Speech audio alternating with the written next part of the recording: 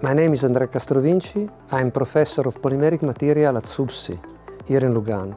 But I'm here representing our startup SmartDrop, which is gathering the results of our research activity and is trying to bring it towards the market. My name is Dario Azzimonti. I'm a researcher at IDSIA, the Artificial Intelligence Institute affiliated with SUBSI and USI. For us, participating to the Innovation Booster Fashion and Lifestyle is important because as an innovative startup, we need to preserve our innovative and disruptive approach, not just in developing technologies, but also in the methodology which we are using to make research and development.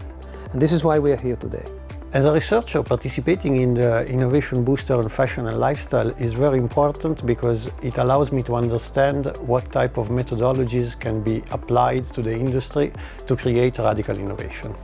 Through the design thinking exercise we are doing today, we dive in deep in what we think is the important activity that we have to do in the next year or so. And so the value is that coming here together with expertise, with the experts that are suggesting us and providing the right question is very stimulating for us, and this is a true value for us. Today's work on our challenge was really important for me because I understood new issues in the challenge, and I developed with my partner strategy to deal with those issues.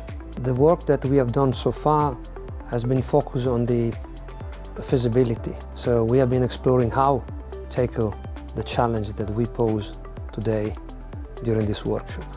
The importance of thinking about desirability is also related to the fact that during this exercise, new stakeholders came out we were not thinking about before. So we thought we had a good focus on that, but through the work, we pinpoint other or more, I would say, different kind of stakeholders with respect of the very much technology stakeholders that we had in mind at the beginning.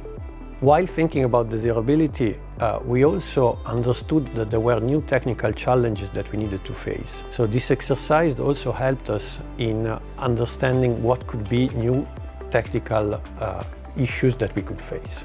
The advantage to put together I would say the academia, the research domain, and the industrial business-oriented players is the fact that if the work is done properly, it's a combination of stimulus, of make the right question and try to find the right answer. It's not just a technological issue or a scientific investigation, but it's a combination of those things, having in mind that at a certain point, whatever we came out with a solution, the solution needs to find a way, their pathway towards the market.